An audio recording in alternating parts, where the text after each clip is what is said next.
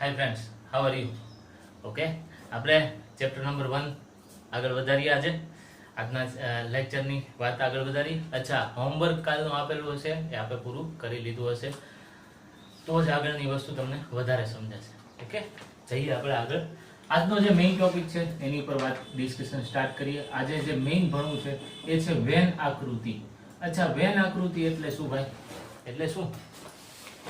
તો વેન નામના વૈજ્ઞાનિકે આ ગણ દર્શાવવાની જે રીત છે, આપણે દર્શાવીએ છીએ ગણ, એને આકૃતિ દ્વારા રજૂ કરી શકાય એવી એક રજૂઆત મૂકેલી. ત્યારબાદ એની જે રજૂઆત હતી એને વેન ડાયાગ્રામ એટલે કે વેન આકૃતિ કહે છે. સમજીએ કેવી હોય. ઓકે, સામાન્ય રીતે શું હોય છે તો કે જે કઈ સાર્વત્રિક ગણ હોય છે ને, આની અંદર જે કઈ સાર્વત્રિક ગણ, એ સાર્વત્રિક ગણને લંબચોરસ આકારનો લેવામાં આવે છે. સાર્વત્રિક ગણને કેવો લેવામાં આવે છે? લંબચોરસ આકારનો લેવામાં આવે છે. અને સાર્વત્રિક ગણના જેટલા ઉપગણો હોય ફ્રેન્ડ્સ, આ સાર્વત્રિક ગણના જેટલા ઉપગણો હોય એને વર્તુળાકાર તરીકે અંદર લેવામાં આવે છે. આપ જાણો છો કે જ્યારે કોઈ ગણની વાત કરતા હોય તે સાર્વત્રિક ગણ એ એમાંનો સૌથી મોટો ગણ છે. ઓકે, તો આપણે વેન આકૃતિ જ્યારે સમજતા હોય ત્યારે બે વસ્તુ આપણા મગજમાં હોવી જોઈએ.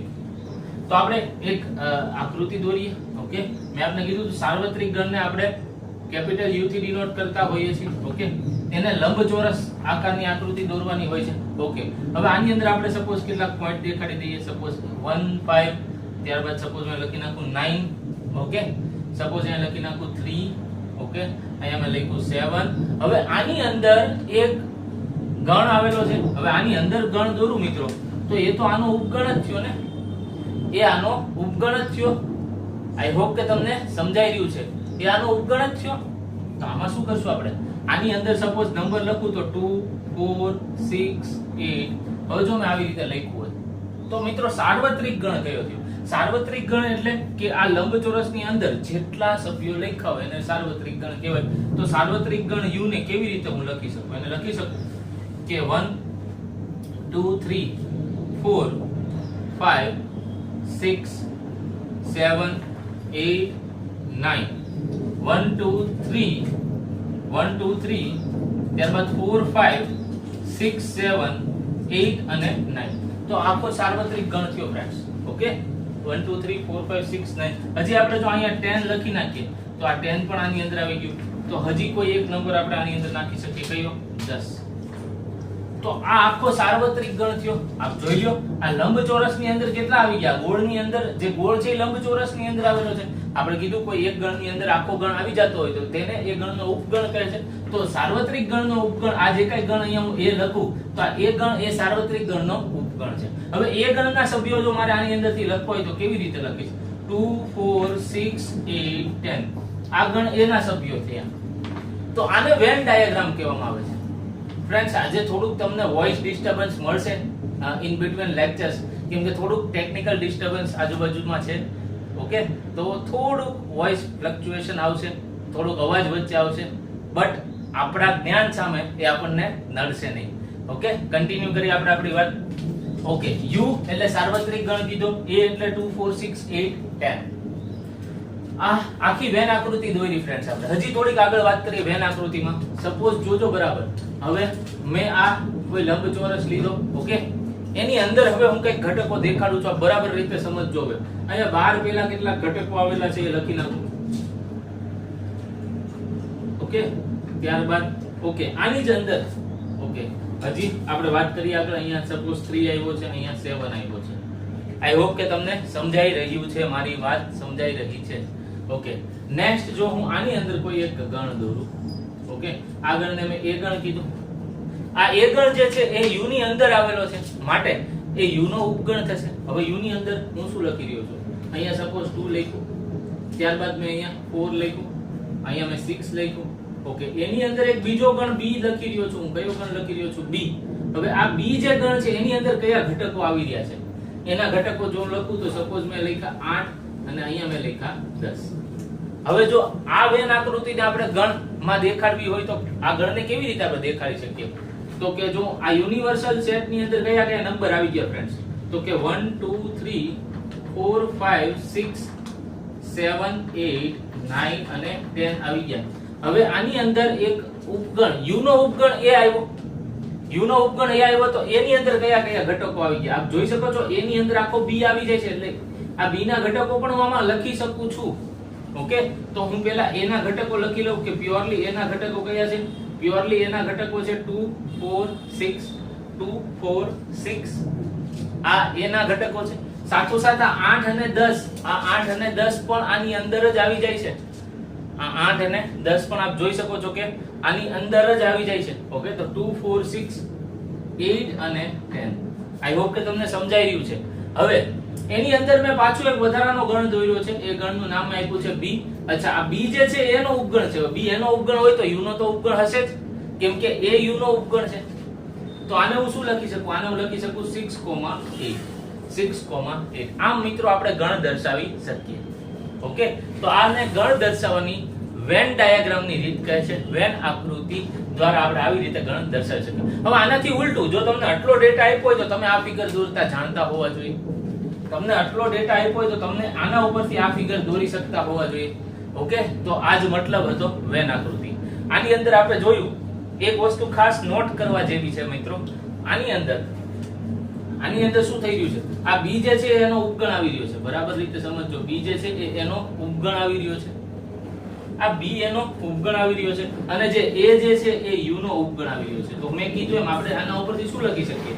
આપણે આના ઉપરથી એવું લખી શકીએ કે આ જે b છે ને એ ડાયરેક્ટલી ઉપગણ છે u નો. b જે છે એ u નો પણ ઉપગણ છે. આઈ હોપ કે તમને વાત ક્લિયર થઈ રહી છે. વધી આપણે નેક્સ્ટ ક્વેશ્ચન તરફ. થોડાક નેક્સ્ટ વાત જે આપણે આગળ કરવી છે, પહેલા આપ સાથોસાથ આટલું નોટ ડાઉન કરતા રહેશો. ઓકે, આપણે આગળ વધી આજના નેક્સ્ટ ટોપિક તરફ. ઓકે મિત્રો, આ હતી વેન આકૃતિની વાત. હવે મારે તમને જે મેઈન વાત કરવી છે આજની એ છે યોગ ગણ, છેદ ગણ. આ બધી વસ્તુ આપ ભણીને જ આવ્યા છો. ઓકે, તો આપ ઓલરેડી જાણો જ છો યોગ ગણ, છેદ ગણ શું છે. બટ થોડી એકાદ આપણે એને જે કે પ્રોપર્ટીઝ છે ખાસ એ સમજવી છે. પણ એ સમજવા પહેલા આપણે યોગ ગણ, છેદ ગણ ખબર હોવી જોઈએ. તો આપણે લખીએ અહીંયા યોગ ગણ. ઓકે, યોગ ગણનો મતલબ શું થાય મિત્રો? યોગ ગણનો મતલબ શું થાય? તો કે ગણ a માં લેવાના સભ્યો જે હોય, ગણ b ના પણ સભ્યો લેવાના, બંનેના સભ્યો લેવાના, પણ રિપીટ પુનરાવર્તન થવા જોઈએ નહીં. ઓકે, તો યોગ ગણ a માં હોય અને ગણ b માં પણ હોય એવા સભ્યોના ગણને શું કહે છે? યોગ ગણ કહે છે. ઓકે, તો સપોઝ મેં લખું a = 2 4 6 8 10. ઓકે, ત્યારબાદ જો સપોઝ b = હું લખું કે 6 8 10 12 અને 14. તો હું એમ કહું કે a યોગ b કરો. મેં તમને કીધું પુનરાવર્તન કરવાનું નથી. ઈ પુનરાવર્તન કર્યા સિવાય a અને b ના તમામ ઘટકો લઈ લેવાના. તો આપ જોઈ લો 6 8 6 8 10 10 આટલું રિપીટ થઈ રહ્યું છે. તો આને હું એક જ વખત ગણીશ. ઓકે, તો a યોગ b, આ યોગ ગણની નિશાની છે આપ જાણો જ છો. તો આને લખાશે કેવી રીતે? 2 4. ઓકે, 6 8 10 આપ જાણો છો આ બંને ગણની અંદર આવી રહ્યા છે, માટે એક જ વાર લખીશ. ત્યારબાદ 12 અને 14. તો આ જે મેં રીતે લખી આને મેં શું કહ્યું કહેવાય? યોગ ગણ લીધો કહેવાય. યોગ ગણ કર્યો કહેવાય. ઓકે, આ યોગ ગણને હવે વેન આકૃતિ દ્વારા સમજો. આ યોગ ગણને વેન આકૃતિ દ્વારા સમજીએ તો કેવી રીતે લખાશે વેન આકૃતિ દ્વારા. હવે એની ઉપર જઈએ આપણે. સપોઝ આ u છે. ઓકે, અહીંયા ગણ a આવી ગયો, અહીંયા ગણ b આવી ગયો. આ ગણ a છે, આ ગણ b છે.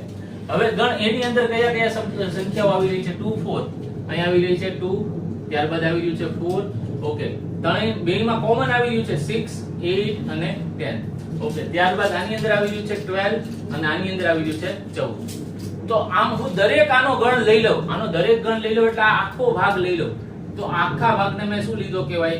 આ આખો ભાગ મેં જ્યારે લઉં, જોજો બરાબર રીતે હું જે ભાગ હાઇલાઇટ કરું છું એ દરેક ભાગ હું a યોગ b ની અંદર લઈ રહ્યો છું. તો આને મેં a યોગ b લીધું કહેવાય કે ગણ a પણ આવી ગયો અને સાથોસાથ ગણ b પણ આવી ગયો.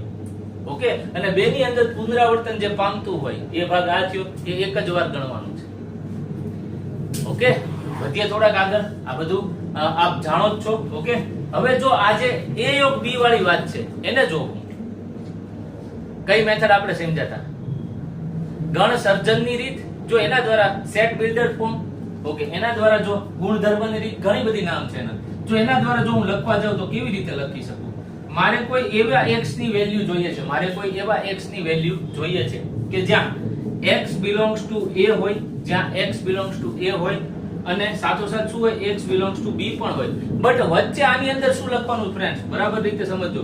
જો તમે ક્યાંય અથવા ભાળી જાવ કે બે શબ્દો વચ્ચે અથવા લખ્યું છે તો એનો મતલબ યોગ ગણ કરી રહ્યો છે કે ગણ a માં પણ હોય અથવા ગણ b માં પણ હોય, એવા સભ્યોનો ગણ a માં પણ હોય અથવા ગણ b માં પણ હોય, એવા સભ્યોનો ગણ. તો આ વસ્તુ મેં આને ગુણધર્મની રીતે લખી. મારે આની અંદરથી x ની વેલ્યુ જોઈએ છે ને. અચ્છા, x ની કેવી વેલ્યુ જોઈએ છે કે x belongs to a પણ હોવો જોઈએ, x belongs to a પણ હોવો જોઈએ, એમાંથી પણ લ્યો અથવા એને b માંથી પણ લ્યો, અથવા એને b માંથી પણ લ્યો. એટલે બંનેની અંદરથી લેવાના. જ્યારે અથવા આવે તો અથવા શું ઇન્ડિકેટ કરશે? યોગ ગણ ઇન્ડિકેટ કરશે. આને શું કહીશું? યોગ ગણ. એટલે a યોગ b પણ વાંચી શકું, આને એમ પણ વાંચી શકું a અથવા b, અથવા તો હું લખી શકું a or b. જ્યાં તમે અથવા જોઈ જાવ એનો મતલબ યોગ ગણ થશે. આઈ હોપ કે તમને ક્લિયર આ વાત થઈ રહી છે. હજી તમને એક એક્ઝામ્પલ આપું. Suppose a is equal to a e i o u છે, a e i o u છે અને b બરાબર a i u છે. b બરાબર શું છે? a i u છે. તો અહીંયા હું a યોગ b કરીશ તો હું આંખ બંધ કરીને એ જવાબ લખી નાખીશ. કેમ એ જવાબ આવશે?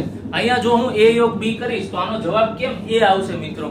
આપ જોઈ શકો છો કે અહીંયા જો હું a યોગ b કરવા જાઉં તો આનો આન્સર શું આવશે? આનો આન્સર આવશે a યોગ b. એનો મતલબ a માં હોય લેવાના અથવા b માં હોય લેવાના. તો a માં હોય લઈ લઉં તો કે a e i o u.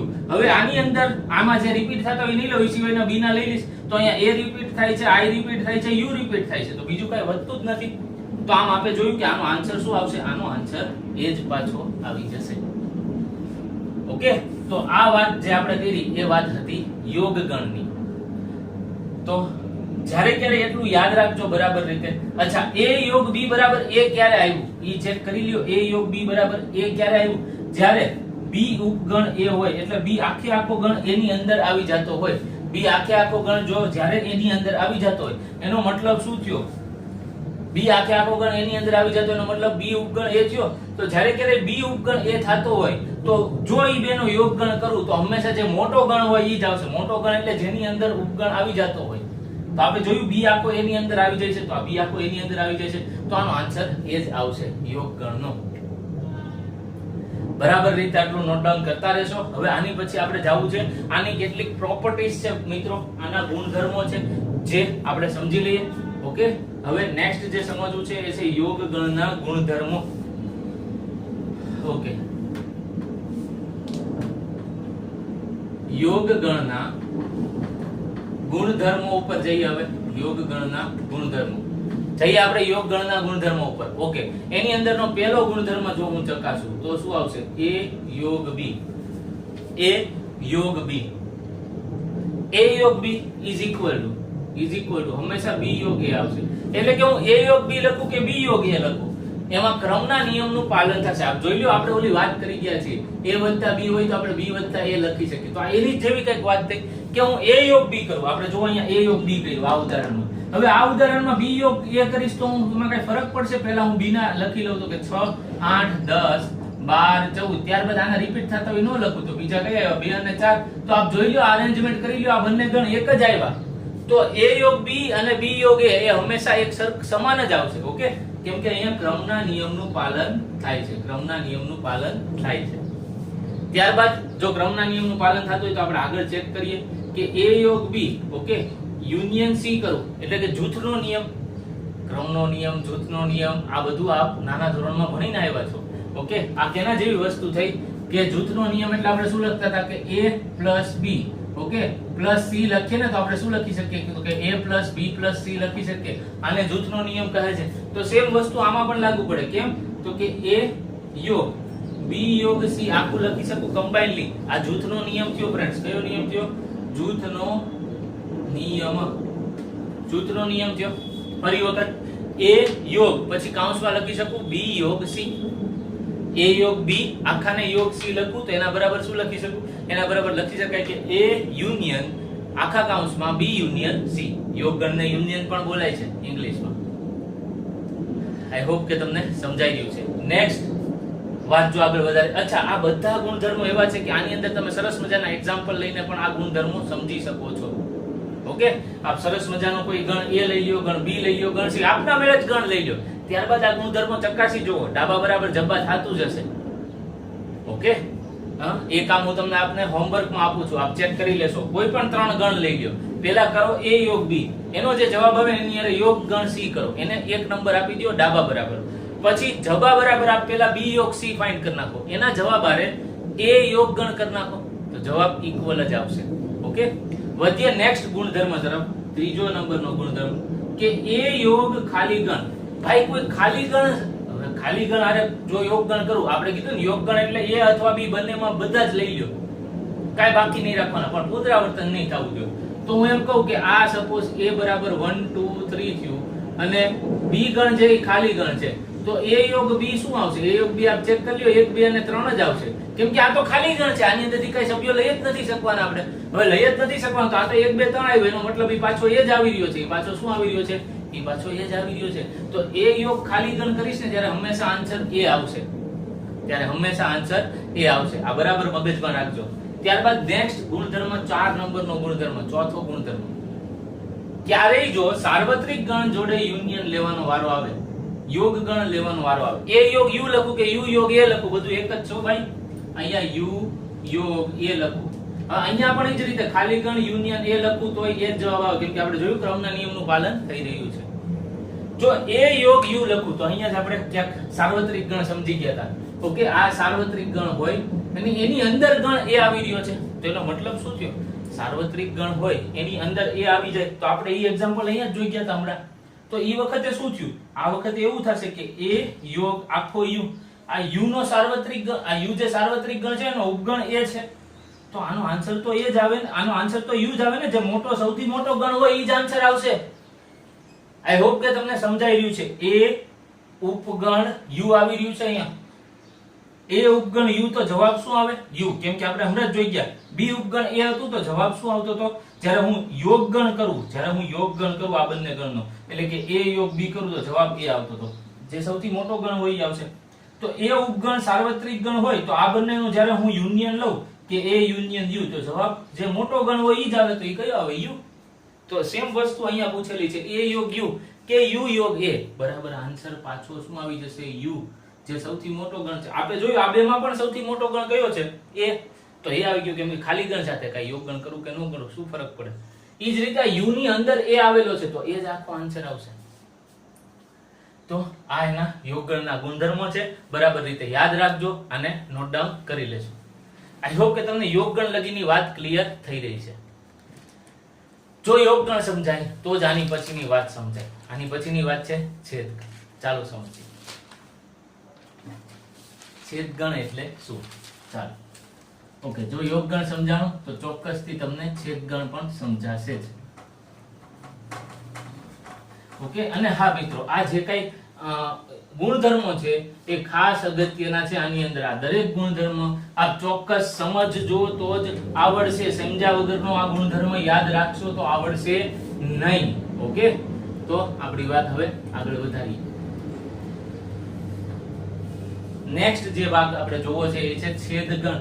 જે નેક્સ્ટ ટોપિક જોવો છે એ શું છે? એ છે છેદ ગણ. ઓકે, છેદ ગણ એટલે શું? તો પહેલા જ કહી દો, છેદ ગણ એટલે શું ફ્રેન્ડ્સ? છેદ ગણની નિશાની કેવી હોય? એનો મતલબ થાય A છેદ B. ઊંધો U, ચત્તો U કરું તો યોગ ગણ, ઊંધો U કરું તો છેદ ગણ. ઓકે, અથવા ચલો આની વાત શું છે? તો આનો વાત છે A અને B, A અને B માં સામાન્ય. આપણે આને શું લખી શકીએ? હજી કંઈક સારી રીતે લખીએ. છેદ ગણનો મતલબ શું થાય? તો કે ગણ A અને ગણ B, ગણ B, ગણ A અને ગણ B ની અંદર આવતા એક સમાન ઘટકો નો ગણ. એટલે કે બંનેમાં જે કોમન આવતું હોય, જે એક સમાન ભાગ આવતો હોય, એનો જો હું ગણ બનાવું તો એને કહેવાશે છેદ ગણ. ઓકે, આપણે એક એક્ઝામ્પલ લઈ લઈએ. ઓકે, છેદ ગણ મારે સમજવું છે મિત્રો, તો છેદ ગણનું શું એક્ઝામ્પલ લઈએ? આપણે કોઈ એક્ઝામ્પલ લઈએ 2 4 6 8 10 છે હમણાં લીધું હતું બરોબર, અને બી લઈ લઈએ 6 8 10 12 14 એકનું એક એટલે એક્ઝામ્પલ લીધું કે તમને ખબર પડે યોગગણ વખતે શું થાય છે, છેદગણ વખતે શું થાય છે. ઓકે, હવે જો હું આનો છેદગણ લખું તો a છેદ b, તો મેં વ્યાખ્યા લખી એમ ગણ a અને ગણ b ની અંદર આવતા એક સમાન ઘટકોનો ગણ. એક સમાન ઘટકો કઈ આવે છે અહીંયા 6 6 8 8 10 10. તો જે a ગણમાં આવતો હોય b ગણમાં આવતો હોય એને સામાન્ય ગણ બંનેમાં સમાન આવતો હોય ને એવા ઘટકો લખવાના. તો 6 8 અને 10. તો આમ a છેદ b શું આવી ગયું 6 8 અને 10. ઓકે, હવે આ જ વસ્તુ મિત્રો મારે વેન આકૃતિ દ્વારા સમજવી છે. આ જ વસ્તુ વેન આકૃતિ દ્વારા સમજવી છે. આપ જો જાણો છો અહીંયા ઉપર હું કેપિટલ U કરીશ આવી રીતે. કેપિટલ U એટલે સાર્વત્રિક ગણ, એની અંદર આ બધું જ આવી રહ્યું છે. ઓકે, તો હવે હું ગણ એ પેલા દેખાડી દઉં. ગણ એને હું કેવી રીતે દેખાડું છું આવી રીતે. આપણે કીધું હતું કે સાર્વત્રિક ગણના જે ઉપગણો હોય એને વર્તુળાકાર દ્વારા દેખાડવાનું, સાર્વત્રિક ગણને લંબચોરસ દ્વારા દેખાડવાનું. ઓકે, તો આ કોઈ ગણ A આવી રહ્યો છે, આ કોઈ ગણ B આવી રહ્યો છે. આપણી વાતને આગળ લઈ જઈએ. 2 4 6 8 10 ઈ મારે ગણ A ની અંદર બતાડવા છે. 2 4 6 8 10 તો અહીંયા હું લખી નાખું 2, અહીંયા હું લખી નાખું 4. ઓકે, 2 4. હવે 6 8 10 મિત્રો બંને ગણની અંદર આવે છે. બંને ગણની અંદર જે ઘટક આવતો હોય એને હું હંમેશા અહીંયા લખીશ 6 8 અને 10, કેમ કે આમાં પણ આવે ને આમાં પણ આવે, બંનેમાં આવે. તો સામાન્ય જગ્યા કઈ થઈ? આ એ સામાન્ય જગ્યા થઈ. ઓકે, ત્યારબાદ 12 અને 14 એટલે અહીંયા આવશે 12 અને અહીંયા આવશે 14. તો મિત્રો આમાંથી a છેદ b વાળો ભાગ કયો થયો? જે બંનેની અંદર સામાન્ય આવી રહ્યો છે આ ભાગ થયો. આઈ હોપ કે તમને આવડતું જશે. ઓકે, તો આ જે ઘાટ થયો, આ જે ભાગ થયો એ a છેદ b વાળો ભાગ થયો. આ ગણની અંદર a છેદ b વાળો ભાગ એટલો જ થયો. તમને એમ કે a યોગ b કે તો તમે આખો ભાગ લ્યો છો, a યોગ b કે તો તમે આખો ભાગ લ્યો છો. ઓકે, બટ a છેદ b કે તમને ક્યારે a છેદ b કે તો તમે જે આ બ્લેક પોર્શન છે ને એટલો જ ભાગ લ્યો છો. એની ગણતરીમાં આ બ્લેક ભાગ જ લ્યો છો. ઓકે, તો આમ a છેદ b નો આન્સર કેટલો આવી ગયો? 6 8 10. ઓકે, આ a છેદ b ની વેન આકૃતિ આવી ગઈ. હવે સમજીએ કે ગુણધર્મની રીતમાં a છેદ b ને કેમ દર્શાવે. ઓકે, તો ગુણધર્મની રીત દ્વારા જો a છેદ b દર્શાવવું હોય ફ્રેન્ડ્સ તો અહીંયા લખીશ x, જ્યાં x belongs to a, x belongs to b. હવે વચ્ચેનો જે શબ્દ છે ને ફ્રેન્ડ્સ એ અથવા નહીં આવે. હવે આની અંદર આવશે અને. એનો મતલબ શું હોય કે ઈ x a માં પણ આવતું હોય અને x b માં પણ આવતું હોય. બરાબર સમજો, x a માં પણ આવતું હોય અને x b માં પણ આવતું હોય એવા x નો ગણ લેવાનો છે. આની પહેલા આપણે શું લખ્યું હતું? આની પહેલા લખ્યું હતું a યોગ b બરાબર શું થતું હતું? x, જ્યાં x belongs to a અને અહીંયા લખ્યું હતું અથવા. તો આનો મતલબ શું થયું? આપણે x ફાઇન્ડ કરવાનો છે. આ x કાં તો x belongs to a હોય અથવા કીધું એટલે આમાંથી પણ લઈ શકાય, એટલે કાં તો x belongs to b પણ હોય. એનો મતલબ કે a ગણમાં પણ હોય અને b ગણમાં પણ હોય એવું પણ થઈ શકે. બટ કાં તો અથવા a માં હોય અથવા b માં હોય. આઈ હોપ કે તમને સમજાઈ રહ્યું છે. એટલે યોગગણ થયું. છેદગણનો મતલબ શું થયો કે x belongs to a પણ હોવું જોઈએ, એટલે x નો જે ઘટક છે ને એ એમાં પણ આવવો જોઈએ. અને અહીંયા અને લખ્યું છે બરાબર સમજો, એન્ડ અને એટલે એ b માં પણ આવવું જોઈએ. જો આ બંનેમાં આવતું હોય તો જ છેદગણ કહેવાય. આમ છેદગણને હું કેવી રીતે હજી લખી શકું? આને હું લખી શકું કે a અને b. a અને b કે તમે મિત્રો ભાળો આની અંદર આગળ જતા તો કે a and b કે a અને b, તો એને છેદગણની વાત કરી રહ્યા છે એમ કહેવાશે. ઓકે ફ્રેન્ડ્સ, આઈ હોપ કે તમને આ વાત સમજમાં આવી રહી છે. હવે આપણે આપણી વાતને આગળ વધારીએ. માની લ્યો કે ક્યારેક એવું બનશે કે આ બંને ગણ નો કોઈ છેદગણ જ ન હોય, એટલે કે છેદગણ ખાલી ગણ હોય. તો આવો ભાગ કયો થયો? તો એની માટે આપણે થોડીક વેન આકૃતિ દોરીએ, આપણે થોડીક જગ્યા બનાવી લઈએ. ઓકે, તો માની લ્યો કે એવો ગણ આવે કે જેમાં a છેદ b ખાલી ગણ આવ્યો. મેં શું કીધું તમને? a છેદ b કેવું આવ્યો ભાઈ? ખાલી ગણ. એટલે બંને વચ્ચે કઈ સામાન્ય વસ્તુ છે જ નહીં. આપણે જો a કોઈ ગણ લખીએ, a ગણ લખ્યો મેં 2 4 6. ઓકે, b ગણ મેં લખ્યો 1 3 5. તો આપ ચેક કરી લ્યો આ બે ની વચ્ચે અંદર બંને ગણમાં એક પણ ઘટક સમાન નથી. જો એક પણ ઘટક સમાન ન હોય આ બંનેમાં તો a છેદ b ખાલી ગણ આવી ગયો. એટલે કે ઈ ભાગમાં કાઈ ઘટક જ નહીં આવે. તો આપણે ઈ વેન આકૃતિ દ્વારા જો સમજીએ તો આ a ગણ થયું મિત્રો. a ગણ ની અંદર કયા ઘટક આવ્યા? 1. a ગણ ની અંદર આવ્યા 2 4 અને 6 અને ત્યારબાદ b ગણ. હવે કેમ ભેગા નથી લખી રહ્યો? કેમ કે બંનેની અંદર કાઈ વસ્તુ સામાન્ય આવતી જ નથી. a છેદ b જ ખાલી ગણ થઈ ગયો છે. તો અહીંયા હું લખીશ કે 1 3 અને 5. તો આપ જોઈ લ્યો કે જ્યારે ક્યારે a છેદ b ખાલી ગણ આવતો હોય, a છેદ b ખાલી ગણ આવતો હોય ઈ સમયે જે ગણ બને, આ બંને ગણને આપણે કેનાથી લખશું? અલગ ગણ. આપણે નવું નામ આપશું, શું કહેશું? અલગ ગણ, જેને ઇંગ્લિશમાં કહેશું ડિસજોઇન્ટ સેટ. શું કહેશું? Disjoint set. કે તમને ક્યારે એવું આવે કે a અને b અલગ ગણ છે, એનો મતલબ શું થઈ ગયો? a છેદ b એ ખાલી ગણ હશે. a છેદ b એ શું હશે? ખાલી ગણ હશે. આઈ હોપ કે તમને મારી વાત ક્લિયર થઈ રહી છે. a છેદ b ખાલી ગણ એટલે અલગ ગણ. આ ટાઈપની કઈક વાત આવતી હશે. ઓકે, હવે આપણે આપણી વાતને આગળ વધારીએ. આપણે છેદગણ જોઈ ગયા સરસ રીતે. હવે જોવા છે છેદગણના ગુણધર્મો.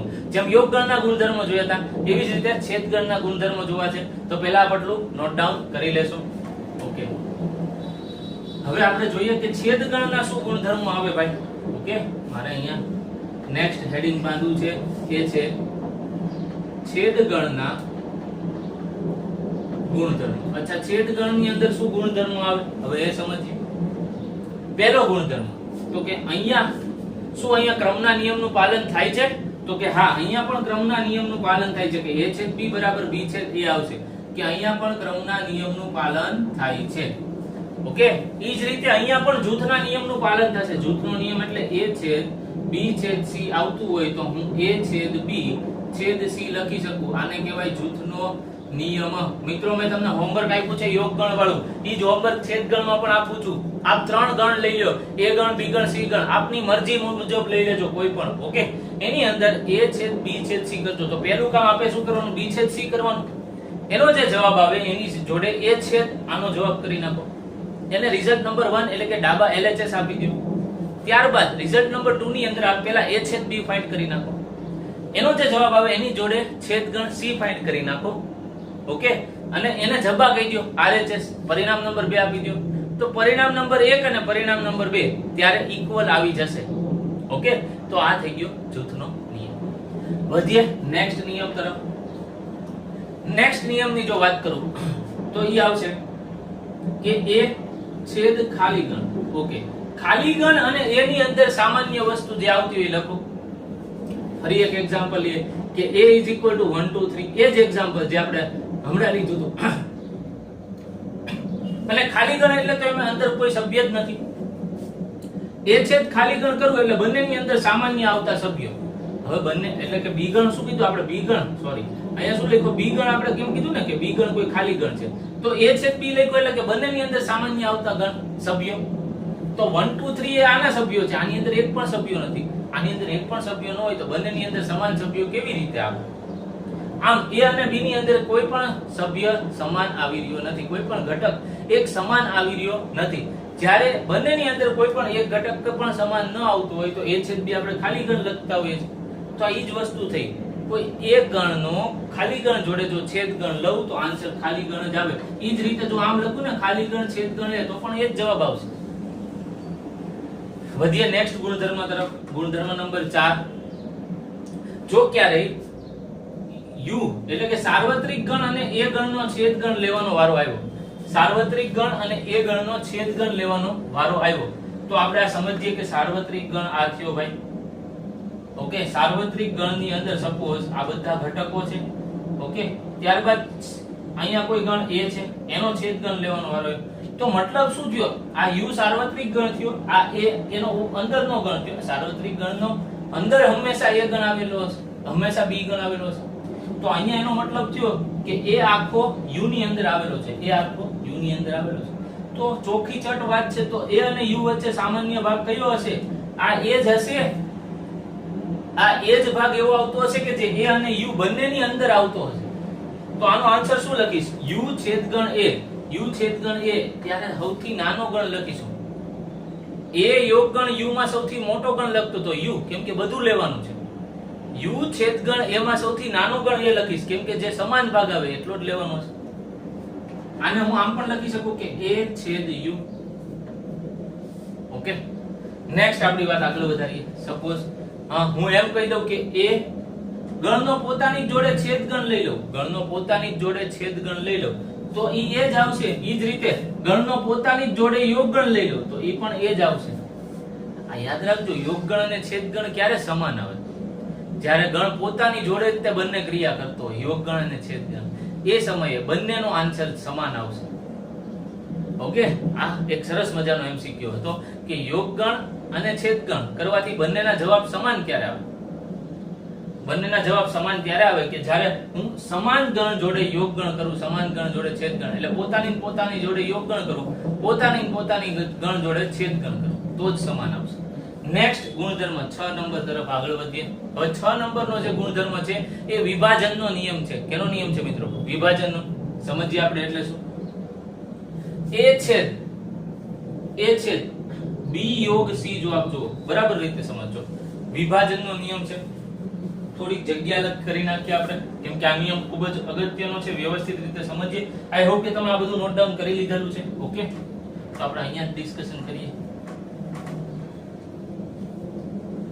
ઓકે, વિભાજનનો નિયમ મારે સમજવો છે. વિભાજનનો નિયમ 6 નંબરનો નિયમ શું કહે છે કે એ છેદ બી યોગ સી, બરાબર રીતે સમજો. અહીંયા છેદ છે, અહીંયા યોગ છે, અહીંયા છેદ છે, અહીંયા યોગ છે. આ જૂથનો નિયમ નથી. જૂથના નિયમની અંદર બંને નિશાનીઓ સમાન આવે, મિક્સઅપ ન કરતા.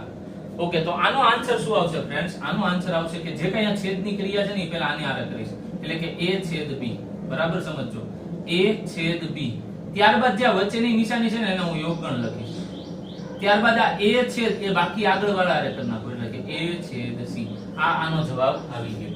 હવે જો તમારે વેરીફાઈ કરવું હોય કે આવેલો જવાબ સાચો છે કે ખોટો, તો મેં રસ્તો કીધો છે તમે 3 ગણ તમારી મરજી મુજબના લઈ લ્યો, ત્યારબાદ બી યોગ સી કરો. હવે તો તમને યોગગણ આવડે છે, બી યોગ સી કરો, એને પરિણામ નંબર 1 કહી દો.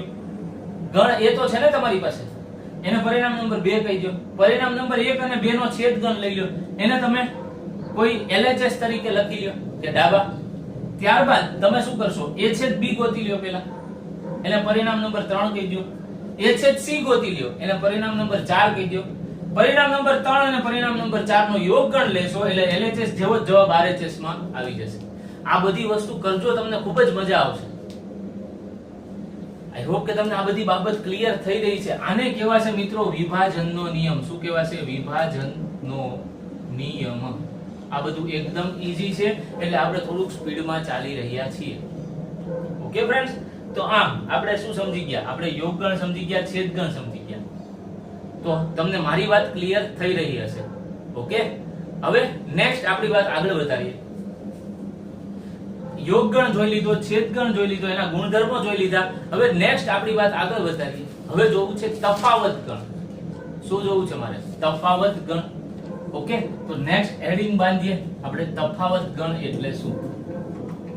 હવે તફાવત ગણ જો તો જ તમને ફીલ આવે જો તમે યોગગણ અને છેદગણ બંને બરાબર રીતે સમજી ગયા હો.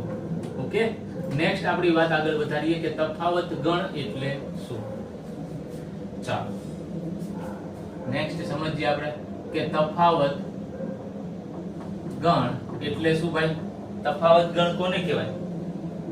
તો આ તફાવત ગણ એટલે સપોઝ હું એમ કહી દઉં કે એક એક્ઝામ્પલ દ્વારા પહેલા તમને સમજાવું કે 1 2 3 4 5 અને b બરાબર મેં લીધું હોય 4 5 6 7.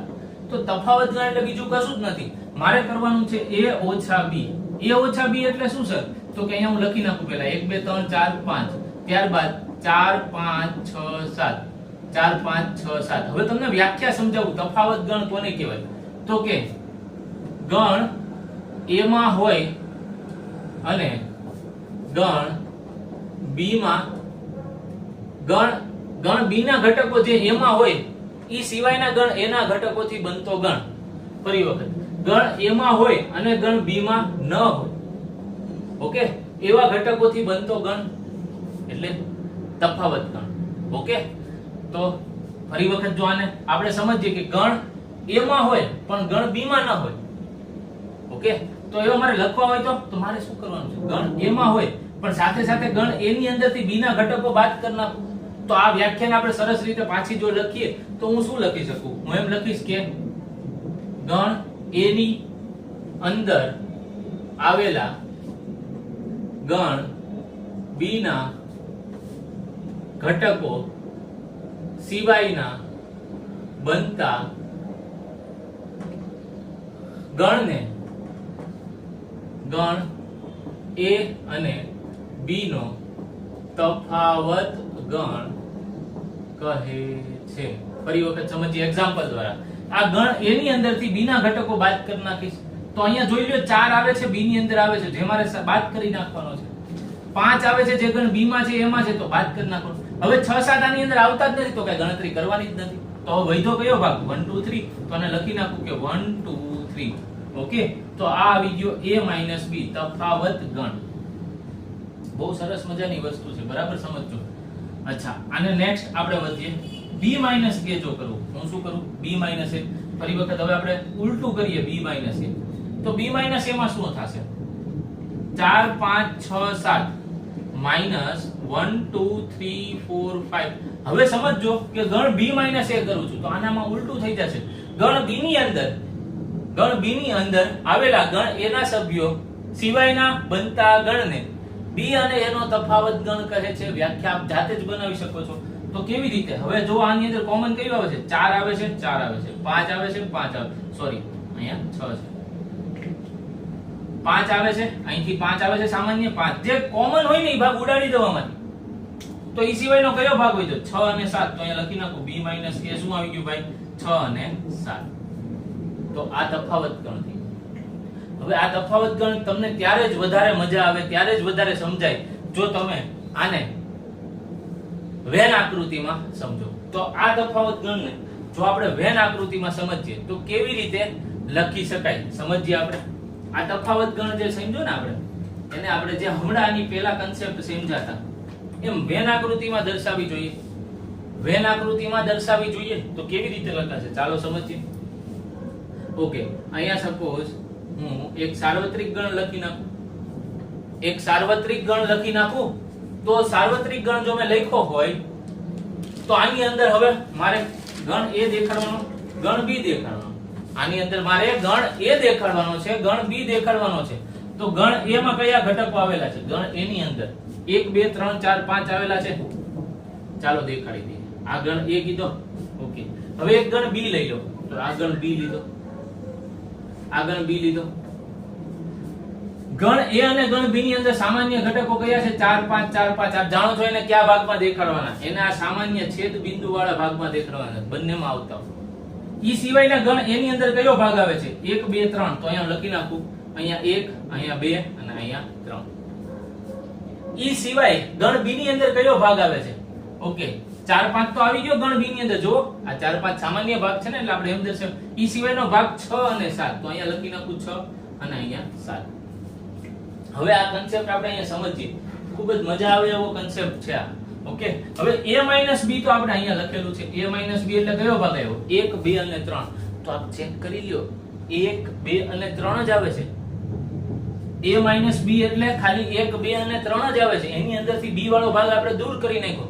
તો B વાળો ભાગ જો દૂર કર્યો હોય તો આને આપણે એમ લખી શકીએ કે ફક્ત A માં આવતા ઘટકો ફક્ત ગણ A માં આવતા ઘટકો અથવા તો ફક્ત A ઓન્લી A આવા બધા વર્ડ્સ આપણે આની માટે યુઝ કરી શકીએ. ઓન્લી A ફક્ત A ફક્ત ગણ A ઓકે આવા વર્ડ આપણે આની અંદર યુઝ કરી શકીએ. તો A - B એ મિત્રો હંમેશા જે લાલ પટ્ટી વાળો ભાગ આવતો હશે ને એને હંમેશા હું કેનાથી ડિનોટ કરીશ આ ભાગ જે આવ્યો ને એ A - B આવ્યો. એની અંદરથી B વાળા ગણ બાદ કરી લીધા તો કે એની અંદરથી B વાળા ગણ ભાગ બાદ કરી નાખ્યા. ઓકે તો હવે ચેક કરો B - A કેવી રીતે લખાય.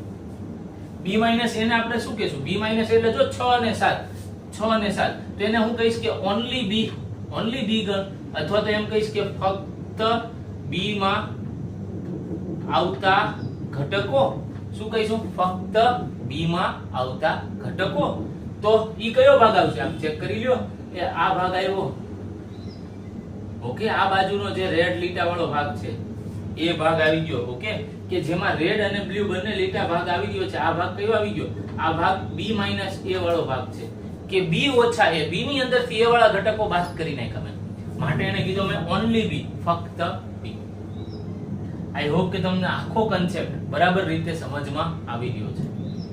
ઓકે ફ્રેન્ડ્સ તો આમ આપણે શું ભણી ગયા આપણે ભણી ગયા યોગ ગણ છેદ ગણ તફાવત ગણ એના બધા ગુણધર્મો આ દરેક વસ્તુ આપણે સમજી ગયા. તો આ દરેક વસ્તુ આપ નોટ ડાઉન કરી લો, ત્યારબાદ આપણે આપણી વાતને થોડીક આગળ વધારીએ. ઓકે ઓકે ફ્રેન્ડ્સ, આપણે યોગ ગણ, છેદ ગણ બધું સમજી ગયા. ત્યારબાદ તફાવત ગણ પણ સમજી ગયા. ત્યારબાદ આપણે વેનાકૃતિ પણ સમજી ગયા છે. વેનાકૃતિ દ્વારા આપણે યોગ ગણ, છેદ ગણ, તફાવત ગણની માહિતી લીધી. હવે જો તમને એવું કે આ બી યોગ સી આ કોઈ 3 ગણ દોરેલા છે, ઓકે, તો આ કોઈ સાર્વત્રિક ગણ યુ થઈ ગયો. અહીંયા સાર્વત્રિક ગણ યુ, અહીંયા પણ સાર્વત્રિક ગણ યુ, અહીંયા પણ સાર્વત્રિક ગણ યુ. આવી રીતે આપણને 3 ગણ દેખાડેલા છે, ગણ એ, ગણ બી, ગણ સી. ગણ એ, ગણ બી અને ગણ સી આવી રીતે આપણને આપેલું છે મિત્રો. હવે મને એવું કીધું છે કે બી યોગ સી ગોતો. શું પૂછ્યું છે? બી યોગ સી દેખાડો. તો વેનાકૃતિ દ્વારા હાઇલાઇટ કરીને આપણે દેખાડવું છે કે બી યોગ સી એ કેટલો ભાગ થશે. વેનાકૃતિનો ઉપયોગ કરી આપણે જે બી યોગ સી આવતો હોય ને એ હાઇલાઇટ કરવું છે. તો બી યોગ સી માં કેટલો ભાગ હાઇલાઇટ થશે આપ જોજો બરાબર રીતે. તો આ જે ભાગ હું ડ્રો કરી રહ્યો છું ને, આ ભાગ એ બી યોગ સી છે. આપ જોજો બરાબર રીતે આડું કરીને આપ ચેક કરી લેજો. આ ભાગ કયો આવી રહ્યો છે? આ ગાળો જે હું દોરી રહ્યો છું ઈ બી યોગ સી છે ફ્રેન્ડ્સ. એમાં આ કોઈ ગણ બી છે અને આ ગણ સી છે. ઓકે, આ ગાળો બી યોગ સી થયો. તમને બી યોગ સી કે તો આટલું દોરવું પડે તમારે. ઓકે, આટલો ભાગ બી યોગ સી ની અંદર આવશે. બસ, તો આવી રીતે વેનાકૃતિ દ્વારા દર્શાવતા આવડવું જોઈએ. હવે જો હું a છેદ b કહું ફ્રેન્ડ્સ, a છેદ b તો કેટલો ભાગ a છેદ b ની અંદર આવશે આપણે દેખાડીએ. તો a છેદ b તો મને અહીંયા દેખાઈ રહ્યો છે ને, આટલો ભાગ a છેદ b ની અંદર આવશે મિત્રો. ઓકે, આપ જો એની અંદર c નો પણ થોડોક ભાગ આવી રહ્યો છે, બટ છે તો a છેદ b જ તે. તો a છેદ b વાળો જો ભાગ દેખાડવાનો કે તો આવી રીતે દેખાડીશ. આ વેનાકૃતિ છે ફ્રેન્ડ્સ. વેનાકૃતિ દ્વારા આપણે આ સિસ્ટમ સમજી રહ્યા છીએ. નેક્સ્ટ બી યોગ સી. ઓકે, બી યોગ સી એટલે આટલો ભાગ આવ્યો અને a છેદ બી યોગ સી બતાડવું છે ફ્રેન્ડ્સ. ફરી વખત બી યોગ સી એટલે કેટલો ભાગ થયો? બી, હવે જોજો બરાબર રીતે. બી યોગ સી એટલે આખો ભાગ થયો. આપણે હમણાં લખેલો ભાગ છે કે બી યોગ સી એટલે આખો ભાગ બી યોગ સી થયો. આ દરેક ભાગ શું થયો? આ ભાગ કયો થયો? આ ભાગ બી યોગ સી થયો. હવે એ ભાગ કયો થયો? આ એ, આ ગણ એ થયો ને. ગણ એ માં પણ હોય, ગણ બી યોગ સી માં પણ હોય. એટલો ભાગ મારે હાઇલાઇટ કરીને દેખાડવો છે. તો આ બરાબર જોજો એ કયો આવશે. આટલો ભાગ જે હું ડ્રો કરી રહ્યો છું ને એ ગણ એ માં પણ હશે અને સાથોસાથ જોઈ લ્યો આ ગણ એ માં પણ હશે અને સાથોસાથ બી યોગ સી ની અંદર પણ હશે. આપ જોઈ લ્યો બી યોગ સી નો આટલો ભાગ છે, ગણ એ આખો ભાગ છે. હવે ગણ એ અને બી યોગ સી વચ્ચે જે સામાન્ય ભાગ છે ને એને હું ગ્રીન લાઈન વડે દોરી રહ્યો છું. બરાબર જોજો. જો આ ભાગની વાત કરું, આ બધી પટ્ટીની જો હું વાત કરું તો આ ગ્રીન લાઈન વાળો જેટલો ભાગ છે એને હું કહીશ કે બી યોગ સી અને એ બંનેનો છેદ ગણ, કે જે ભાગ બી યોગ સી માં પણ આવતો હોય અને જે ભાગ એ ની અંદર પણ આવતો હોય. ઓકે, તો આ આકૃતિ આપ વ્યવસ્થિત રીતે નોટ ડાઉન કરશો. આપણે તો જ આવો બધો આઈડિયા આવશે કે વેન આકૃતિનો કોન્સેપ્ટ સમજવો પડશે મિત્રો. ગમે એવો ક્વેશ્ચન હશે વેન આકૃતિ દ્વારા ઈઝીલી એને સોલ્વ કરી શકાય છે. આપણે જ્યારે નેક્સ્ટ આગળ જતા આ જ ગણની અંદર કૂટ પ્રશ્નો જ્યારે ચાલુ કરશો, વ્યવહારિક પ્રશ્નો, ત્યારે એની અંદર આ બધા ફોર્મેટ આપણને અલગ અલગ સ્ટોરીની રીતે આપ્યા છે કે કોકને ચા ભાવે છે, કોકને કોફી ભાવે છે તો ગણ એ થયો, ગણ બી થયો, કોકને સોડા ભાવે છે તો ગણ સી થયો. તો એના કોઈ કૂટ પ્રશ્નો, વ્યવહારિક પ્રશ્નો આપણને આવશે. પણ જો આ ત્યારે જ સમજી શકાશે જો વેન આકૃતિની ફીલ આવશે તમને. ઓકે, તો વેન આકૃતિ બરોબર સમજજો. જઈએ ચોથી વેન આકૃતિ. ચોથી વેન આકૃતિમાં મને કીધું છે કે a છેદ c વાળો ભાગ દર્શાવો. ઓકે, a માં પણ હોય, c માં પણ હોય. ઓકે, તો a છેદ c વાળો ભાગ કયો છે ફ્રેન્ડ્સ? આપ ચેક કરી લ્યો. આ ભાગ જે હું ગ્રીન, રેડ અને ગ્રીન થી બતાડું છું, આ a છેદ c વાળો ભાગ થયો બરાબર. ઓકે, એટલે આટલો ગાળો થયો ઈ a છેદ c વાળો ગાળો થયો. તો તમને આવું વેન આકૃતિનું રિપ્રેઝન્ટેશન આવડવું જોઈએ. ઓકે, તો આ નોટ ડાઉન કરો. ત્યારબાદ આપણે જે થિયરી સમજ્યા એના ક્વેશ્ચન સમજવા આગળ વધીએ. ઓકે ફ્રેન્ડ્સ, જે આપણે થિયરી સમજ્યા એના રિલેટેડ કેટલાક ક્વેશ્ચન્સ સમજવા છે. ઓકે, એટલે ક્વેશ્ચન એટલે કે એક્સરસાઇઝ નંબર 1.4 આપણે જેમ કરીએ છીએ એમ ફ્રેન્ડ્સ, આપણે એમાંથી મોટા ભાગના ક્વેશ્ચન્સ આની અંદર લખી લીધા છે. જે સિમિલર ક્વેશ્ચન્સ હોય, જે આપ કરી શકો એમ હો, એ મેં તમારા માટે રાખ્યા છે કે જેથી આપ પ્રેક્ટિસ કરી શકો. ઓકે, તો થોડા ક્વેશ્ચન્સ મેં લખી લીધા છે, બાકીના ક્વેશ્ચન્સ આપ જાતે અટેમ્પ્ટ કરશો. બટ આઈ એમ શ્યોર કે આ એક વખત સમજી જશો તો બાકીના ક્વેશ્ચન સમજવામાં, ગણવામાં આપને ખૂબ જ હેલ્પ મળશે. જઈએ આપણે સ્વાધ્યાય નંબર 1.4 તરફ. શું આપ્યું છે? આપણને કીધેલું છે કે નીચે આપેલી જોડીઓને ગણોના યોગગણ લખો. ઓકે, તો જો આવું આપી દે તો વેલ એન્ડ ગુડ, તો કઈ જોવે જ નહીં, સીધા યાદીની રીતે જ ગણ આપી દીધા છે. તો A E I O U, તો આની અંદર તમારે તો બધું લખવાનું છે. A E, okay, I O U, આ તો આખો આવશે જ. હવે આની અંદર કોમન કયું આવી રહ્યું છે? A આવી રહ્યું છે. ત્યારબાદ આની અંદર શું હોય? તો B અને C. બસ આને લખી નાખો તો આવી ગયું A યોગ B, A યુનિયન B. વધી આપણે નેક્સ્ટ.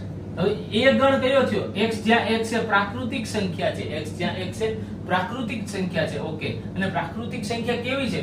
તો કે 1 અને 6 વચ્ચેની તમામ, જેમાં 6 લેવાનો છે, 1 નથી લેવાનો. તો આવો ગણ જો હું લખું તો કેવો લખીશ ભાઈ? હું a બરાબર પેલા એ સંખ્યા. મિત્રો યાદ રાખજો, યાદીની રીત તમારે ટ્રાન્સફર કરતા તમને આવડવું જોઈએ ગુણધર્મની રીત ઉપરથી. ઓકે, તો ગુણધર્મની રીત આપી છે, તમારે યાદીની રીતમાં કન્વર્ટ કરવું જ પડશે, કેમ કે મોસ્ટ ઓફ ક્વેશ્ચનમાં તમે જોજો ઈ જ ઉપયોગમાં આવતું હશે. તો અહીંયા હું શું લખીશ? 2 પ્રાકૃતિક સંખ્યા એટલે ધન, બધી પ્રાકૃતિક સંખ્યામાં ધન સંખ્યા જ આવવાની છે ને, નામ પણ એટલો જ ગાળો છે. તો 2 3 4 5 6. ઓકે, હવે આ શું થયું? 6 થી નાની પ્રાકૃતિક સંખ્યા. તો 6 થી નાની પ્રાકૃતિક સંખ્યા લખું તો 1 2 3 1 2 3 4 5. આનો યોગગણ લેવાનો કીધો છે ફ્રેન્ડ્સ. તો 1 2 3 4 5 6 આવી જશે. જો છેદગણ લેવાનું કીધું હોય, જો આમાં છેદગણ લેવાનું કીધું હોય તો જેટલો સામાન્ય ભાગ આવે એટલો ભાગ આવી જશે. આમાંથી સામાન્ય ભાગ કેટલો આવે છે? 4 5 4 5. જો છેદગણ પૂછે તો આપણને કે a છેદ b બરાબર શું આવે? તો કે 4 અને 5. જે આપ યાદ રાખશો. ઓકે, ત્યારબાદ નેક્સ્ટ ક્વેશ્ચન તરફ જઈએ.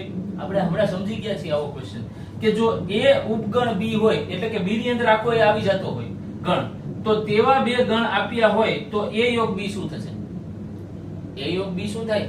આપ સમજી લ્યો કે a યુનિયન b. આપણે કોઈ એક્ઝામ્પલ દ્વારા પણ સમજી શકીએ આ જ વસ્તુ. સપોઝ 1, b લીધું અને b, આપણે એવું સેટ કરવાનું છે ને કે b મોટો ગણ હોય ને, a ની અંદર આવી ગયો હોય, તો એ લખી નાખું સપોઝ 1 2 3 4. જોઈ લ્યો આમાં a યોગ b થાય. a ઉપગણ b થઈ રહ્યું છે, a ઉપગણ b થઈ રહ્યું છે. ઓકે, તો હવે a યોગ b લ્યો તમે. a યોગ b કયું આવશે? 1 2 3 4, એટલે ઈ ગણ b જ આવશે. જે મોટો ગણ હશે ઈ જ આવશે. ખાસ યાદ રાખજો, મેં કીધેલું છે અવારનવાર, જ્યારે ઉપગણ હોય, કોઈ ગણ એ બીજા ગણનો ઉપગણ હોય ને, ઈ બે ગણ વચ્ચે જો યોગ ગણ કરું તો બંનેમાં જે મોટો ગણ હોય, જેનો ઉપગણ હોય, એ જ આન્સર આવશે. તો આનો આન્સર શું આવશે? ગણ b આવશે. ઓકે, નેક્સ્ટ ક્વેશ્ચન નંબર 4 તરફ આગળ વધીએ. ક્વેશ્ચન નંબર 4 માં એટલી ડિટેલ છે કે a આપ્યું છે, b આપ્યું છે, c આપ્યું છે અને d આપ્યું છે. તો આપણને પૂછ્યું છે a યોગ b યોગ c શું થશે? તો ત્રણેયની અંદર જે બધા આવતા ગણ હોય, બધા ઘટક હોય, લખી નાખવાના.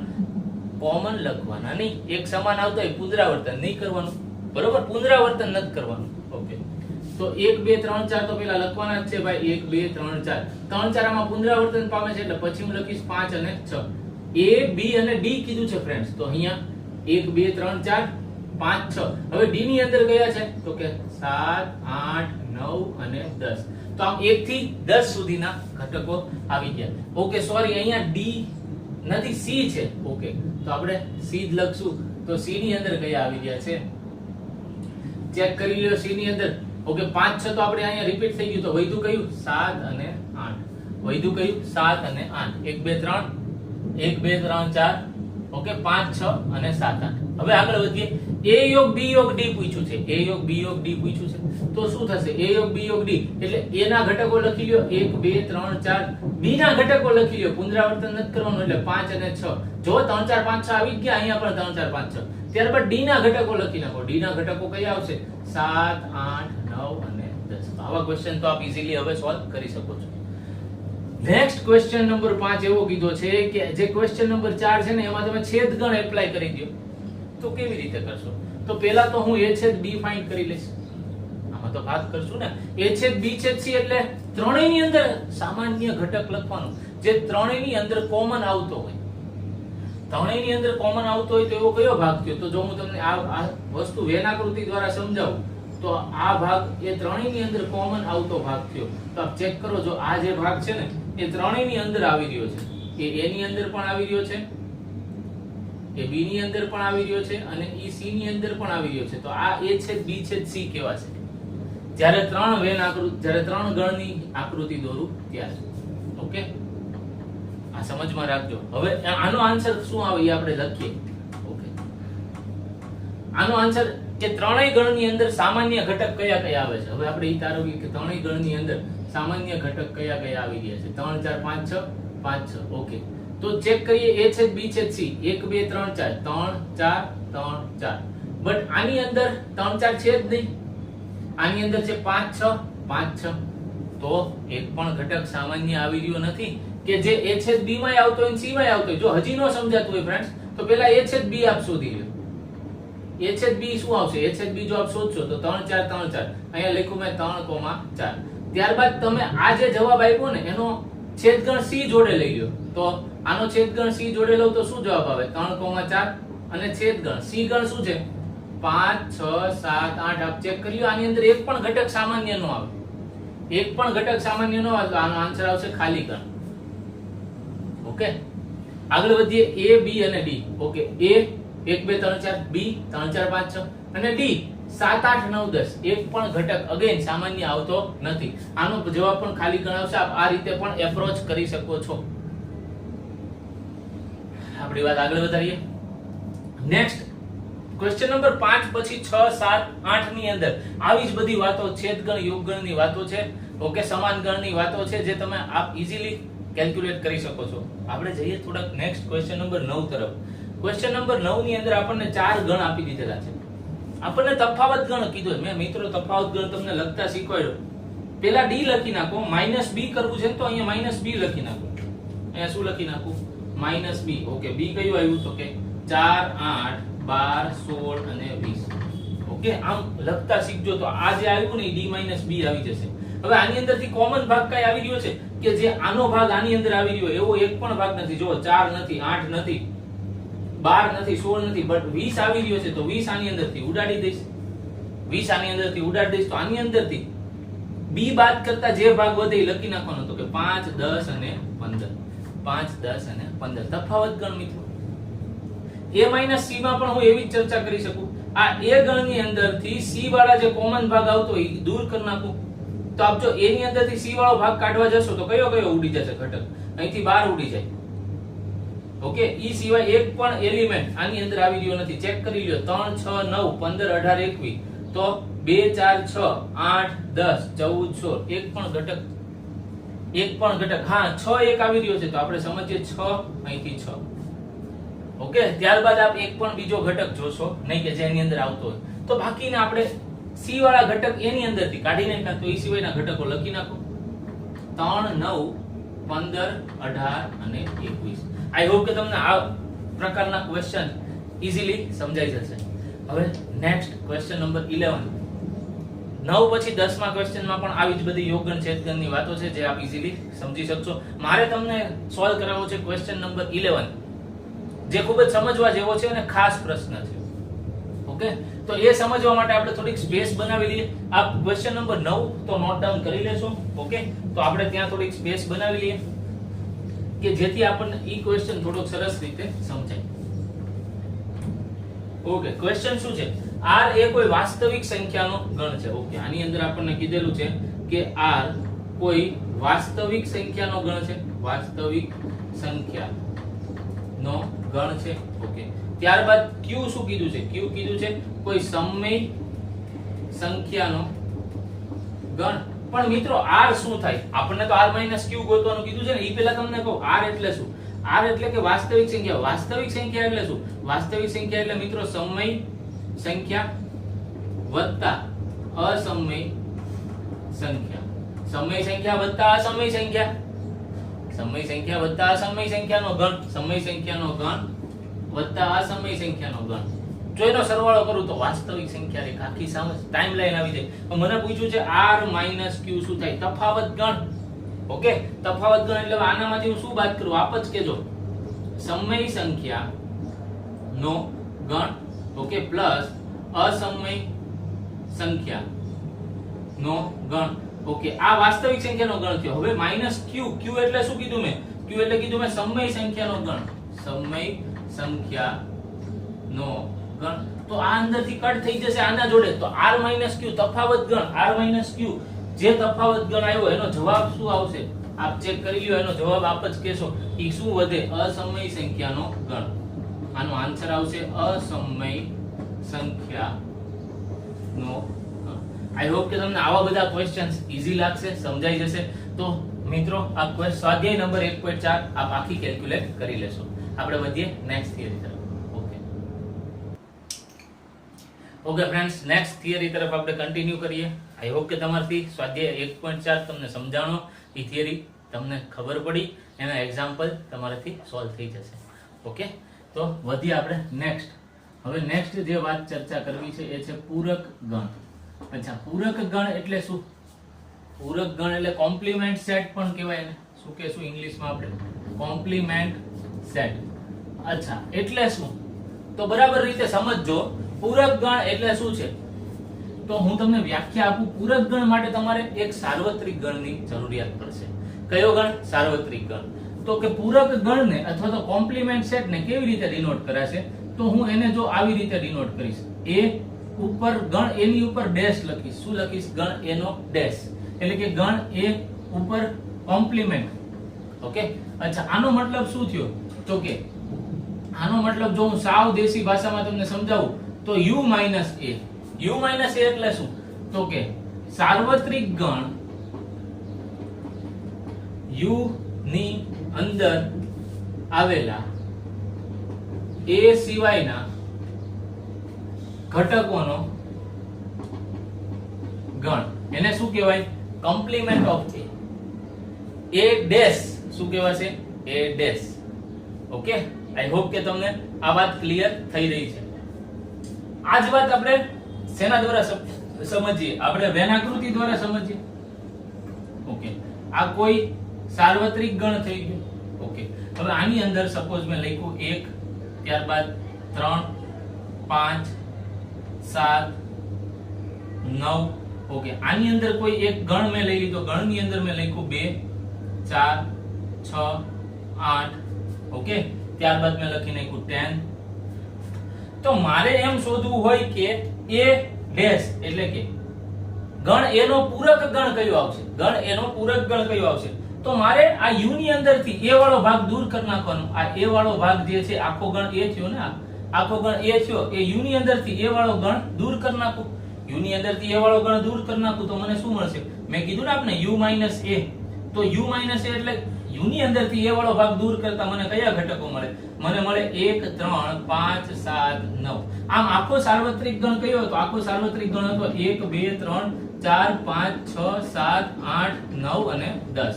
આટલા ઘટકોમાંથી આપણે ગણ એના ઘટકો દૂર કરી નાખ્યા. ઈ સિવાયનો જે ગણ વધ્યો એને આપણે કોમ્પ્લિમેન્ટ ઓફ a એટલે કે ગણ એનો પૂરક ગણ કીધો. પૂરક ગણનો આન્સર આવી ગયો મારી પાસે. પૂરક ગણ. અચ્છા, u આવી ગયો. એ મેં શું લખ્યું? આની અંદર એ મેં લખ્યો 2, 4, 6, 8 અને 10. 2, 4, 6, 8 અને 10. બરાબર રીતે સમજો. હવે જો મેં એક વખત પૂરક ગણ લીધો, એનો પાછો પૂરક ગણ લો તો શું થશે? પૂરક ગણનો પૂરક ગણ. ઓકે, તો એનો મતલબ આ a ડેશ એટલે કયો ભાગ થયો? a ડેશ એટલે a સિવાયનો ભાગ થયો. a ડેશ એટલે a સિવાયનો ભાગ થયો. તો હું શું લખીશ? આમાં હું શું લખીશ? a ડેશ નો ડેશ એટલે હું શું લખીશ? ત્યાં હું લખીશ કે સાર્વત્રિક ગણમાંથી a ડેશ વાળો ભાગ દૂર કરી નાખું. સાર્વત્રિક ગણમાંથી a ડેશ વાળો ભાગ દૂર કરી નાખું તો a વાળો ભાગ વધશે ને.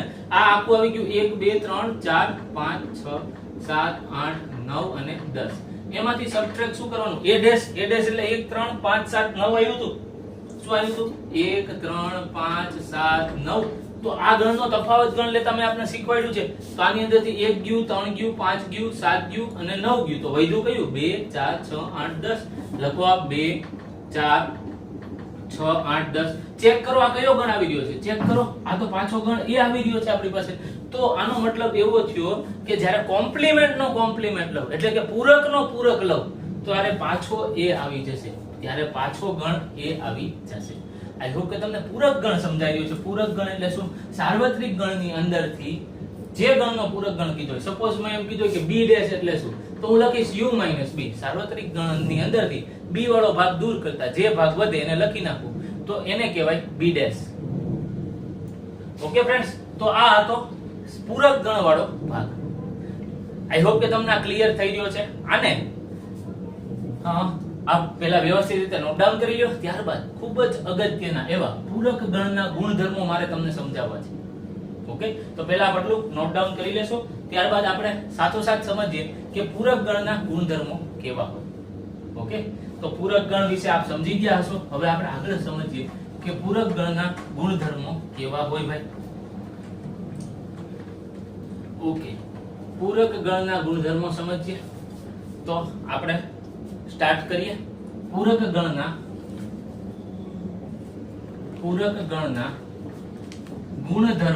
પૂરક ગણના ગુણધર્મો મિત્રો.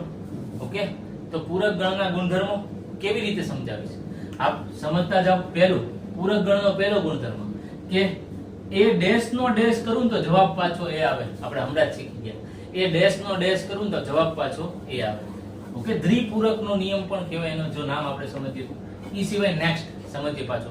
પૂરક ગણના નિયમની અંદર જો આપ a યોગ a ડેશ કરશો, a યોગ a ડેશ એટલે કેટલો ભાગ થાય ફરી વખત સમજીએ. ઓકે, આ u હતું, આ a હતું. ઓકે, અને આ a ડેશ હતું. ઓકે, આ a સિવાયનો u નો ભાગ એટલે a ડેશ કહેવાય.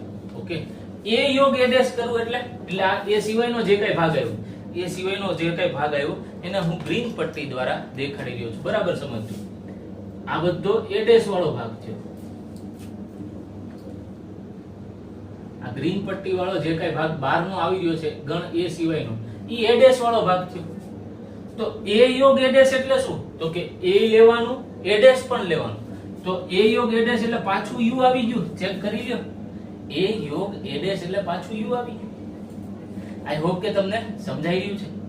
નેક્સ્ટ વાત તમને કરું કે આની અંદર જો હું આમ લખું, આની અંદર કોઈ થર્ડ ભાગ હું આવી રીતે લખું કે ત્રીજું a છેદ a ડેશ શું થશે? a છેદ a ડેશ એટલે શું થયું? કાળી પટ્ટી વાળો ભાગ અને લીલી પટ્ટી વાળો ભાગ એની વચ્ચે શું સમાન છે? ચેક કરી લ્યો. આ ગ્રીન પટ્ટી અને આ બ્લેક પટ્ટી કાઈ પણ ભાગ એની વચ્ચે સમાન આવી રહ્યો નથી.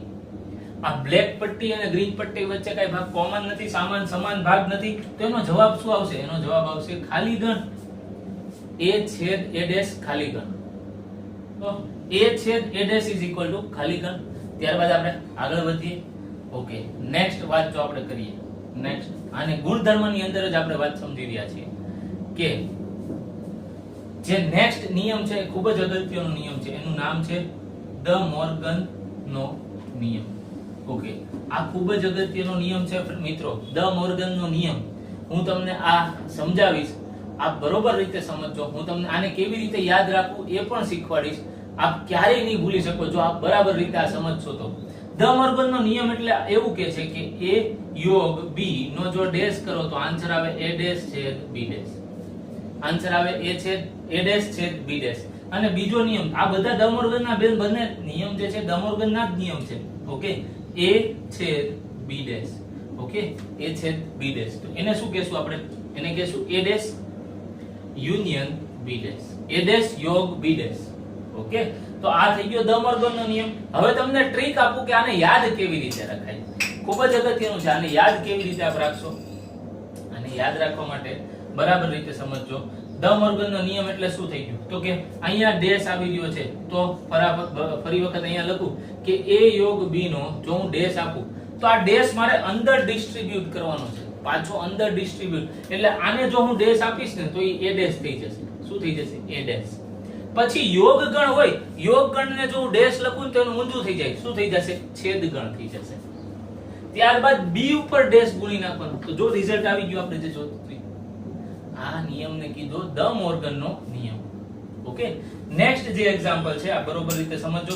નેક્સ્ટ જે એક્ઝામ્પલ છે, નેક્સ્ટ એક્ઝામ્પલ એટલે કે જે બીજા નંબરનો નિયમ છે એની અંદર આપણે શું વાત કરી હતી કે a છેદ b whole raise to dash. અચ્છા, a છેદ b whole raise to dash એટલે શું આવે? બરાબર સમજો. એની અંદર પણ આ ડેશ હું આને આપી રહ્યો છું. આ ડેશ આને આપી દઉં તો આ a ડેશ થઈ ગયું. તો હવે મારે વારો આવે આ છેદ ગણને ડેશ દેવાનો. છેદ ગણને ડેશ આપું તો ઊંધું થઈ જાય, રિવર્સ u આવી જશે પાછો, છેદનો રિવર્સ યોગ ગણ, તો અહીંયા આવી ગયું યોગ ગણ, અને પછી આ b ઉપર ડેશ લખી નાખો લ્યો. આ એકદમ ઈઝીલી યાદ રહી જશે તમને. આને કહેવાય દ મોર્ગનના નિયમ. તમને ક્વેશ્ચનમાં એમ પૂછે કે દ મોર્ગનના નિયમ ચકાસો, તો તમારે આ બંને નિયમ ચકાસવા પડે. એટલે કે પહેલા તમારે a યોગ b કરવાનું, ત્યારબાદ ડેશ એટલે એનું પ્રાઇમ ગોતવાનું, એનો પૂરક ગણ ગોતવાનું, a યોગ b નો પૂરક ગણ ગોતવાનો. ત્યારબાદ તમારે આ ડાબા બરાબર એને રિઝલ્ટ નંબર 1 કહી દેવાનું. ત્યારબાદ a ડેશ ગોતવાનું, b ડેશ ગોતવાનું, એનો છેદ કરવાનો, એને જબા કહેવાનું, તો ડાબા બરાબર જબા આવી જશે. આમાં દ મોર્ગનનો નિયમ ચકાસી શકાય. એવી રીતે બંને નિયમ આપે ચકાસવાના છે. બહુ જ અગત્યનો છે દ મોર્ગનનો નિયમ. ઓકે, કેવી રીતે યાદ રાખવાનું એ મેં આપને શીખવાડી દીધેલું છે. ઓકે, હવે નેક્સ્ટ આપણે ગુણધર્મ નંબર 5 ઉપર આવ્યા. જઈએ નેક્સ્ટ ગુણધર્મ નંબર 5 ઉપર. ઓકે, હવે જશું ગુણધર્મ નંબર 5. ઓકે, અહીંયા લખીએ જો. અચ્છા, ગુણધર્મ નંબર 5 જે છે એ ખાલી ગણનો જો પૂરક ગણ લઉં. ખાલી ગણનો પૂરક ગણ એટલે શું? ખાલી ગણનો પૂરક ગણ એટલે શું? તો કે ખાલી ગણ સિવાયનો. તો આ ગણની અંદર જો હું ખાલી ગણ ક્યાંક અહીંયા માની લ્યો ખાલી ગણનો પૂરક ગણ લઉં તો આખો u આવી જશે. ખાલી ગણ સિવાયનો સાર્વત્રિક ગણનો ઘટક, તો જો હું u બરાબર મેં એમ લખ્યું સપોઝ 1 2 3 થી 10 લગીનો, ત્યારબાદ ખાલી ગણનો જો હું ડેશ લખીશ એટલે ખાલી ગણનો પૂરક ગણ. ખાલી ગણનો પૂરક ગણ, તેનો મતલબ શું થયો? u માઈનસ ખાલી ગણ. u માંથી ખાલી ગણ બાદ કરું તો શું વધે? u જ વધવાનું છે.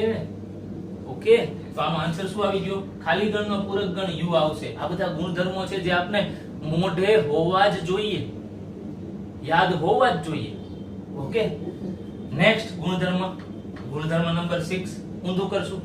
u જે છે u એનો ડેશ કરશું. u નો ડેશ શું આવે સમજીએ પાછું. u નો ડેશ એટલે શું? એટલે કે સાર્વત્રિક ગણનો પૂરક ગણ. સાર્વત્રિક ગણનો પૂરક ગણ એટલે શું? આખો સાર્વત્રિક ગણ છે, સાર્વત્રિક ગણની અંદરથી સાર્વત્રિક ગણ સિવાયનો ભાગ લખો, શું વધે? ખાલી ગણ. સમજીએ આપણે કેમ. તો કે સાર્વત્રિક ગણનો પૂરક ગણનો મતલબ શું થાય? સાર્વત્રિક ગણમાંથી સાર્વત્રિક ગણ બાદ કરી નાખો. આપણે જાણીએ છીએ ને u 5 કર્યું, આપણે a ડેશ લખતા હતા તો u a કર્યું, જેનો પૂરક ગણ ગોતવો અહીંયા લખતા હતા. ઈ જ રીતે u નો પ્રાઇમ ગોતવો છે આપણે, તો u કર્યો, u કરો એટલે ખાલી ગણ જ વધવાનું છે ને. તો u ડેશ શું આવી જશે આપની પાસે? ખાલી ગણ. તો મિત્રો આમ આ 6 જે ગુણધર્મો છે એ 6 ગુણધર્મો જે પૂરક ગણ છે એના ખૂબ જ અગત્યના ગુણધર્મો છે. ફરી વખત ગુણધર્મ નંબર 1 શું હતો? a ડેશ નો ડેશ કરું તો પાછો a આવે. પૂરક નો ગુણધર્મ કહેવાય ને. a યોગ a ડેશ કરું, a યોગ a ડેશ તો u આવી જાય છે. ત્યારબાદ a છે a ડેશ કરું તો ખાલી ગણ આવી જાય. દ મોર્ગનનો નિયમ ખાસ સમજજો. શું હતું? a યોગ b કરું, આખાનો ડેશ કરું તો આ ડેશ ડિસ્ટ્રીબ્યુટ થઈ રહ્યો છે, પૂરક ગણ ડિસ્ટ્રીબ્યુટ વેચાઈ રહ્યો છે. આ a ની ઉપર ડેશ લાગી ગયો, u નો ડેશ કરું તો છેદ થઈ જાય, b ની ઉપર ડેશ લાગી જાય. આ રીતે આપણે યાદ રાખ્યું. ત્યારબાદ નિયમ નંબર 5 જોયો, ખાલી ગણનો ડેશ પાછો u આવી ગયો. છઠ્ઠું જોયું, યુનિવર્સલ સેટનો પાછો ડેશ કરું તો ખાલી ગણ આવી ગયું. ઓકે ફ્રેન્ડ્સ, તો આ પૂરક ગણના બધા જ ગુણધર્મો આપ નોટ ડાઉન કરી લ્યો. ત્યારબાદ આપણે થોડાક આના એક્ઝામ્પલ્સ તરફ આગળ વધીએ. Okay, 1 minute. Okay friends, next જે આપણે પૂરક ગણ અને એના ગુણધર્મોની થિયરી સમજી ગયા, એને રિલેટેડ થોડા ક્વેશ્ચન સમજી લઈએ. ઓકે, તો એ ક્વેશ્ચન એટલે કે સ્વાધ્યાય 1.5. સ્વાધ્યાય 1.5 ની અંદરથી હું તમને થોડોક ભાગ સમજાવી રહ્યો છું. આપ જાતે આપનું નોલેજ ચકાસજો. જ્યાં ક્યાંય ડાઉટ આવે ને ચોક્કસ મને WhatsApp કરજો. ઓકે, બાકી આઈ હોપ કે તમારા બધાયથી થઈ જાય એવો જ એકદમ ઈઝી સ્વાધ્યાય છે. ઓકે, થોડોક શીખવાડી દઉં તમને કે કેવી રીતે એપ્લાય કરવાનું છે. આપણને u બરાબર 1 થી 9 કહી દીધેલું છે. ઓકે, ત્યારબાદ a બરાબર 1 2 3 4 લેવાનું કીધું, b બરાબર 2 4 6 8, c બરાબર 3 4 5 6 લેવાનું કીધું. હવે આપણને કીધું કે a પ્રાઇમ એટલે કે a નો પૂરક ગણ શું થાય? આપ જાણો છો a પ્રાઇમ એટલે કે u a, એટલે u માંથી a વાળો ભાગ બાદ કરી નાખું તો u માંથી a વાળો ભાગ બાદ કરી નાખું તો શું વધશે? આપ જ ચેક કરો. 1 2 u માંથી હું અત્યારે એક a વાળો ભાગ બાદ કરું છું તો 1 2 3 થી અપ ટુ 9 માઈનસ a વાળો ભાગ એટલે કે 1 2 3 4. આ તફાવત ગણ હવે શીખી ગયા છો તો આવડવું જોઈએ. 1 2 3 1 2 3 અને 4 હજી અહીં આવતું છે તો વધ્યું શું? 5 થી 9 સુધીના ઘટકો કયા આવ્યા? 5 6 7 8 9. હવે આને યાદ રાખવું હોય, આને શીખવું હોય તો કેવી રીતે એપ્લાય કરવાનું? 1 2 3 4 છે અહીંયા મિત્રો. ઓકે 1 2 3 4 સિવાયના જે કઈ u ના ઘટકો હોય લખી નાખો. તો કઈ આવ્યો 5 6 7 8 9. ઓકે નેક્સ્ટ b ડેશ મારે શોધવું હોય છે. તો હવે શું કરવાનું? હવે મારે ડાયરેક્ટ એપ્રોચ લેવાનું. આ b સિવાયના જે કઈ ઘટકો એ u ની અંદર આવતા હોય એ લખી નાખો. b સિવાયના ઘટકો u ની અંદર કયા આવે છે ભાઈ? તો 2 4 6 8 બાદ કરો તો શું આવે? 1 3 5 7 અને 9. 1 3 5 7 9. એ કયા ઘટકો આવી ગયા? જો b ના જે ઘટકો છે ને એને હું u માંથી બાદ કરી નાખું. ઓકે નેક્સ્ટ આપણે આગળ વધીએ. a યોગ c નો પ્રાઇમ કીધું છે. a યોગ c નો પ્રાઇમ. તો પહેલા તો a યોગ c ગોતવો પડશે. તો આપણે ચાલુ કરીએ. a યોગ c એટલે શું ભાઈ? a એટલે શું આપ્યું છે? આપણને આપ્યું છે 1 2 3 અને 4. હવે યોગ c c એટલે 3 4 5 6. આપ જાણો છો પુનરાવર્તન નથી કરવાનું. અહીંયા બે રિપીટ થઈ ગયા છે, કાઈ વાંધો નહીં. અહીંયા લખી નાખો 1 2 3 4 5 અને 6. આ મને શું મળી ગયું? આ મળી ગયું a યોગ c. શું મળી ગયું? a યોગ c. હવે આ a યોગ c નો મારે પ્રાઇમ કરવાનો છે. પ્રાઇમ એટલે પૂરક ગણ ગોતવાનો છે. તો કાઈ નહીં, આની સિવાયના u ના ઘટકો લખી નાખો. તો a યોગ c નો પ્રાઇમ કરું તો આ જે ઘટક છે એની સિવાયના u ના ઘટકો. તો આની સિવાયના u ના ઘટકો કયા આવશે? 1 2 3 4 5 6. 1 2 3 4 5 6. તો નેક્સ્ટ કયા હોય? 7 8 9. કયા હોય? 7 8 અને 9. ઈઝી હતું ફ્રેન્ડ એકદમ. ઓકે ત્યારબાદ નેક્સ્ટ b c ના ડેશ તરફ આપણે આગળ વધીએ. પહેલા તો તફાવત ગણ તમારે શોધવો પડે. કયો તફાવત ગણ? b c ગોતવો પડે. તો b c કેમ લખાય મેં તમને ઘણી બધી વાર શીખવાડી દીધેલું છે. 2 4 6 8. ઓકે એમાંથી c વાળા ઘટકો બાદ કરી નાખીશ તો ઈ કયા આવ્યા? 3 4 5 અને 6. તો આની અંદરથી કયા કયા ઘટકો હવે હું કાઢી નાખું? આ 4 4 જે આની અંદર આવતા હોય 6 6. તો ઈ સિવાયના કયા ઘટકો હોય? 2 અને 8. મારે અહીંયા નથી ઊભું રહેવાનું. હજી મારે આનો પૂરક ગણ ગોતવાનો. આનો પૂરક ગણ એટલે b c નો પણ પૂરક ગણ એટલે 2 8 સિવાયના ઘટકો જે u ની અંદર હોય લખી નાખો. તો આનો આન્સર આવશે b c નો પૂરક ગણ ઇઝ ઇક્વલ ટુ 1 3 4 5 6 7 અને 9. ચેક કરી લેજો. u ની અંદર આ ઘટકો સિવાયના જે ઘટકો આવે પાછા લખી નાખું તો b c નો પૂરક ગણ થઈ ગયો. તો આ ભાગ હતો પૂરક ગણ વાળો. એકદમ ઈઝી ભાગ હતો. વધી આપણે નેક્સ્ટ ક્વેશ્ચન નંબર 4 તરફ કે કેવી રીતે સોલ્વ કરશું. તો થોડીક સ્પેસ જોશે એટલે આટલો ભાગ થોડો કાઢી નાખીએ આપણે. આઈ હોપ કે તમે આ બધું નોટ ડાઉન કરી લીધું હશે. ઓકે ફ્રેન્ડ્સ આપણે સ્ટાર્ટ કરીએ ક્વેશ્ચન નંબર 4. ક્વેશ્ચન નંબર 4 ની અંદર કીધું છે આ બધું લખ્યું છે ધ મોર્ગનનો નિયમ ચકાસો. ધ મોર્ગનનો નિયમ ચકાસવા માટે શું કરવું પડે? આપ જાણો છો ધ મોર્ગનનો નિયમ શું છે? ધ મોર્ગનનો નિયમ હવે આપને યાદ રહી જવો જોઈએ ફ્રેન્ડ્સ. a યોગ b હોલ રેસ ટુ જો હું ડેશ કરું, a યોગ b આખાની ઉપર ડેશ કરું તો શું આવે? a નો ડેશ પછી યોગ નો ડેશ કરું એટલે છેદ થઈ જાય અને b નો ડેશ અહીંયા લખી નાખું b નો ડેશ. ઓકે હવે જો આપણે આગળ વધીએ તો આપણે ડાબા અને જબા ચેક કરવું પડે. ઓકે તો ચાલુ કરીએ આપણે ડાબા બરાબર. તો ડાબા ચેક કરવા માટે મારે પહેલા તો શું ગોતવું પડે? ડાબા બરાબર શું આપ્યું છે? a યોગ b નો ડેશ ગોતવાનો છે ને. તો પહેલા તો મારે શું ગોતવું પડશે? a યોગ b. તો આની અંદર a કયો આપ્યો છે મને? a આપ્યો છે 2 4 6 અને 8. યોગ b કરું તો 2 3 5 અને 7. 2 3 5 અને 7. ઓકે હવે યોગ ગણ કરતા તો આપણને આવડે. 2 3 4 5 6 7 8 બરાબર સમજી લેજો. 2 3 2 3 4. ઓકે 5 પછી 6 7 અને 8. આ મારી પાસે આવી ગયું a યોગ b. હવે a યોગ b નો પ્રાઇમ કરવો છે, a યોગ b નો ડેશ કરવાનો. તો શું મતલબ નીકળે? u ની અંદરથી આટલો ભાગ કાઢી નાખો. u ની અંદર આ ઘટકો સિવાયના જે ઘટકો વધે એ લખી નાખો તો આનો પૂરક ગણ લખો કેવાશે. ઓકે તો a યોગ b નો ડેશ શું આવે પહેલા ચેક કરી લ્યો. તો કે આની અંદર થી મારે કયા નથી લખવાના? 2 3 4 5 6 7 8 આટલા નથી લખવાનું. તો યા કયા? 1,9 1,9. ઓકે તો આમ મારી પાસે ડાબા આવી ગયો એટલે આ રિઝલ્ટ ને મેં 1 નંબર આપી દીધો. હવે મારે જબા વાળો ભાગ ચેક કરવો છે. તો જબા વાળા ભાગ માટે એટલે કે RHS માટે મારે શું ચેક કરવું પડે? પહેલા તો મારે a ડેશ છેદ b ડેશ મેળવવું છે. તો આની અંદર હવે હું ક્યાંથી સ્ટાર્ટ કરીશ? a ડેશ મેળવવાથી સ્ટાર્ટ કરીશ. a ડેશ એટલે શું? a ડેશ એટલે એની અંદર ના જે ઘટકો છે એની સિવાયના જે ઘટકો u ની અંદર હોય એ લખી નાખું. ઓકે તો u ની અંદર a સિવાયના કયા ઘટકો છે? તો પહેલા તો 2 4 6 8 લખી નાખું.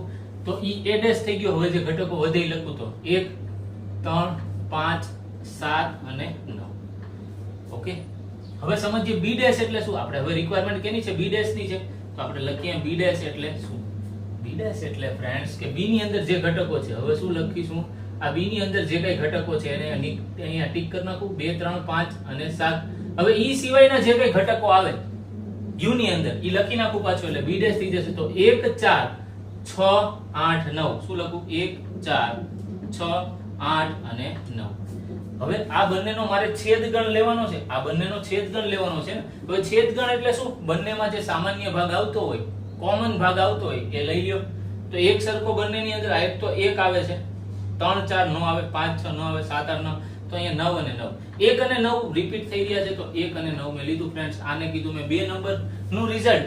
હવે જોઈ લ્યો રિઝલ્ટ નંબર 1, આ રિઝલ્ટ નંબર 1 અને રિઝલ્ટ નંબર 2 બરાબર આવી રહ્યા છે. તો આને મેં ધ મોર્ગનનો પહેલો નિયમ ચકાસ્યો કહેવાય. હવે આપનું કામ ધ મોર્ગનનો બીજો નિયમ ચકાસવાનું છે. શું છે બીજો નિયમ? ધ મોર્ગનનો બીજો નિયમ શું લખીશ? આ યોગ માટે હતો તો છેદ માટે શું લખાશે? a છેદ b નો dash is equal to a dash યોગ b ડેશ. બધી વસ્તુ આની ઉપર તમને a ડેશ b ડેશ તો મળી ગઈ. તમારે હવે ખાલી ગોતવાનું છે a છેદ b અને એનો પ્રાઇમ. આઈ હોપ કે તમને આ નિયમ સમજાઈ રહ્યો છે. કેવી રીતે ગોતાય એ પણ મેં સમજાવ્યું. ખાસ મિત્રો પૂરક ગણના જે ગુણધર્મો છે એ બધા જ આપ કરી લેશો. ખૂબ જ અગત્યના ગુણધર્મો છે. ઈ સિવાયની આજે ચાલેલી બધી જ થિયરી આપ વ્યવસ્થિત રીતે સમજી લેજો. આપણે આજે જ્યાંથી સ્ટાર્ટ કર્યું હતું, વેન આકૃતિથી સ્ટાર્ટ કર્યું હતું, પૂરક ગણ સુધીનો ભાગ સમજ્યા. આ બધી ડિટેલ એક એક ડિટેલ વ્યવસ્થિત રીતે સમજજો. ઓકે ફ્રેન્ડ્સ, આજના લેક્ચરમાં આટલું રાખીએ. આજનું હોમવર્ક ખાસ લખી લેજો. આજનું હોમવર્ક છે કે સ્વાધ્યાય 1.4 ની પહેલાના ઉદાહરણો, સ્વાધ્યાય 1.4 વત્તા સ્વાધ્યાય 1.4 પછીના ઉદાહરણો વત્તા સ્વાધ્યાય 1.5. ફરી વખત હોમવર્ક બોલું છું. સ્વાધ્યાય 1.4 ની પહેલાના ઉદાહરણો એટલે કે 1.3 અને 1.4 ની વચ્ચે આવતા ઉદાહરણો, સ્વાધ્યાય 1.4 વત્તા સ્વાધ્યાય 1.4 અને 1.5 ની વચ્ચે આવતા ઉદાહરણો, ત્યારબાદ સ્વાધ્યાય 1.5. ઓકે ફ્રેન્ડ્સ, તો આપ આટલું હોમવર્ક ઇઝીલી કરી લેશો. મેં કીધું છે એમ આપ પહેલા રફ પેજમાં બધા સોલ્વ કરી નાખો, આન્સર આવી જાય, ત્યારબાદ એને એનસીઈઆરટી બુકમાં લખજો અને એનસીઈઆરટી બુકમાં લખી લ્યો. ત્યારબાદ મને ફોટા પાડીને મોકલવાનું ભૂલશો નહીં, કે જેથી મને પણ ખ્યાલ આવે કે કેટલા લોકોને સાચા જવાબ કે કેટલા લોકો મહેનત કરી રહ્યા છે. ઓકે ફ્રેન્ડ્સ, આજનો લેક્ચર અહીંયા રાખીએ આપણે. અને હા તમારો વેકેશન પહેલાનો મેથ્સનો લાસ્ટ લેક્ચર છે. આપ વેકેશન એન્જોય કરશો. વેકેશનમાં આપ ખાસ સમજજો, થોડોક સમય બેઝિક મેથ્સ ને આપજો કે જે આપણે ભણ્યા છે. ઓકે, ત્યારબાદ થોડોક સમય જે સેટ સમજ્યા છે એને પણ આપજો. જે સેટનો બાકીનો જે ભાગ છે, ગણનો બાકીનો જે ભાગ છે, એટલે કે હવે આગળ જે આવે છે એ કૂટ પ્રશ્નો આવવાના છે, વ્યવહારિક કૂટ પ્રશ્નો, કે જેની અંદર 3 ગણની વાત કરવી છે મારે તમને. એ બધી આપણે વેકેશન પછી આવીને સમજશું. ઓકે, તો આજનો લેક્ચર અહીંયા રાખીએ. ફરી મળીએ વેકેશન પછી. ઓકે.